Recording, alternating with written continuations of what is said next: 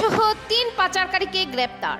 সঙ্গে 2টি গাড়িও বাজেয়াপ্ত করেছে কাছাড় পুলিশ। কাছাড়ের পুলিশ সুপার নোমাল মাহাতো সাংবাদিকদের জানান, সোমবার রাতে শিলচর বাইপাসের কাছে আইএসবিটিতে অবৈধ মাদক পরিবহনের বিরুদ্ধে অভিযানের সময় ত্রিপুরা থেকে আসা একটি বোলেরো এবং একটি বার্না গাড়ি আটকিয়ে তল্লাশি চালায় কাছাড় পুলিশ। তল্লাশি চালিয়ে 2টি গাড়ির ভেতরে লুকানো 576.58 কেজি ওজনের 86 প্যাকেট গাঁজা উদ্ধার করেছে। কালোবাজারে এই গাঁজার মূল্য প্রায় 3 কোটি টাকা বলে ধারণা করা হচ্ছে। পুলিশ 3 পাচারকারীকে গ্রেপ্তার সহ গাঁজা ও গাড়ি দুটি বাজেয়াপ্ত করেছে। গ্রেপ্তার হওয়া পাচারকারীরা হলো জ্যোতিষ দেববর্মা 38, বাড়ি পশ্চিম ত্রিপুরা, প্রশান্ত দেববর্মা 32, বাড়ি পশ্চিম ত্রিপুরা এবং চিরঞ্জিত দেববর্মা 31, বাড়ি পশ্চিম ত্রিপুরা। প্রাথমিক তদন্তে জানা গেছে যে গাঁজাগুলো ত্রিপুরা রাজ্যের ধর্মনগর থেকে পাচার করা হয়েছিল। এই ঘটনায় আরও তদন্ত চলছে বলে পুলিশ সুপার জানিয়েছেন।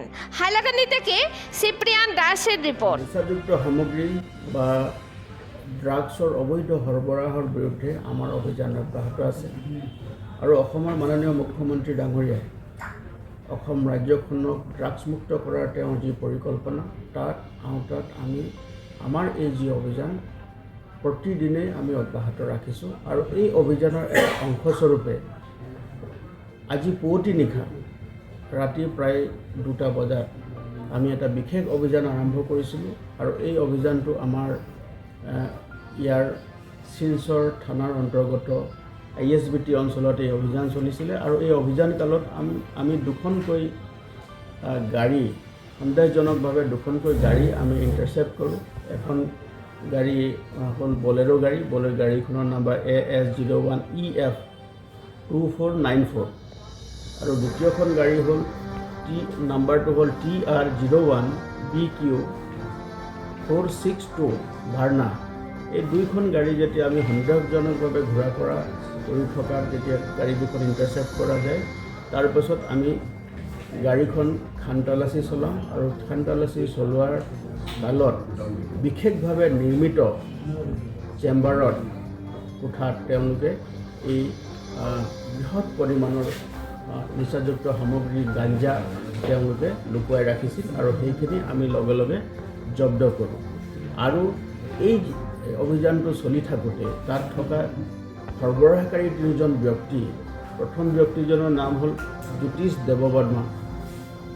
তেওঁৰ ঘৰ হ'ল PS হ'ল চিধাই মোহনপুৰ ৱেষ্ট ত্ৰিপুৰা আৰু দ্বিতীয়জন ব্যক্তি হ'ল প্ৰশান্ত দেৱবৰ্মা। তেওঁ 32 বছৰ বয়স। তেওঁ হ'ল জিৰানিয়া, তেওঁ হ'ল police station Jirania west Tripura. আৰু তৃতীয়জন ব্যক্তি হ'ল চিৰঞ্জিত দেৱবৰ্মা। তেওঁৰ ঘৰ হ'ল চিঠাই মোহনপুৰ ডিষ্ট্ৰিক্ট ৱেষ্ট ত্ৰিপুৰা। এই 3জন ব্যক্তিক আমি সোধপোছ কৰোঁ আৰু সোধপোছ কালত সেই তেওঁলোকে কঢ়িয়াই অনা লৈ অহা গাড়ীৰ পৰা আমি বৃহৎ পৰিমাণৰ নিচাযুক্ত সামগ্ৰী গাঞ্জা জব্দ কৰিবলৈ সক্ষম হওঁ। আৰু গাঞ্জাখিনি আছিলে 86টা পেকেটছ আছিলে, ডাঙৰ ডাঙৰ পেকেট আছিলে। আৰু সেই পেকেটবিলাক যেতিয়া আমি জোখমাখ কৰোঁ তেতিয়া আমি তাত 576 কিলোগ্ৰাম গাঞ্জা আমি জব্দ কৰিবলৈ সক্ষম হৈছোঁ। আৰু এই যিখিনি সামগ্ৰী আমি জব্দ কৰিলোঁ, এই সামগ্ৰীখিনি আমি ড্ৰাগ ডিটেকশ্যন কিটৰ জৰিয়তে আমি পৰীক্ষণ কৰোঁ স্থলীতে। আৰু পৰীক্ষণ কালত সম্পূৰ্ণ এটা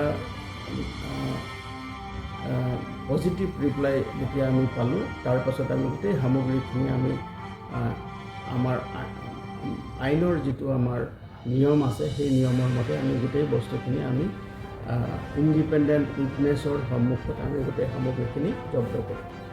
আৰু এই যিখিনি নিচাযুক্ত সামগ্ৰী আমি জব্দ কৰিলোঁ, এই জব্দকৃত সামগ্ৰীখিনি আজিৰ সময়ত চোৰাং বজাৰত ইয়াৰ মূল্য প্ৰায় 3 কোটিৰো অধিক হ'ব। গতিকে এই সামগ্ৰী জব্দ কৰাৰ লগে লগে ইয়াৰ তেওঁলোকে আইএছবিটি যি অঞ্চলত আছে তাত এটা বিশেষ তেওঁলোকে এটা ট্ৰানজেকশ্যন হোৱাৰ কথা আছিলে আৰু সেই খবৰৰ গইনা লৈয়ে আমাৰ এই অভিযান চলিছিলে। গতিকে ইয়াৰ লগত সম্পৰ্কিত থকা যি আন আন ব্যক্তি আছে, আন্তঃৰাজ্যিক চক্ৰই হওক বা আন্তঃজিলা চক্ৰই হওক, তেওঁলোকক আমি ধৰিবৰ কাৰণে আমি জোৰ তদন্ত চলাই আছোঁ।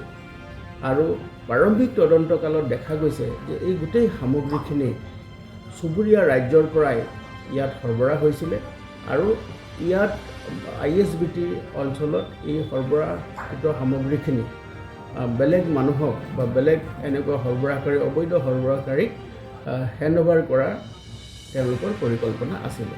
গতিকে আমি গোটেই বিষয়টো এতিয়াও অনুসন্ধান কৰি আছোঁ আৰু ইয়াৰ লগত সম্পৰ্কিত থকা বা আইনৰ আওতাত যিসকল আহিব তেওঁলোকৰ বিৰুদ্ধে কঠোৰতম আইনগত ব্যৱস্থা গ্ৰহণ কৰা হ'ব।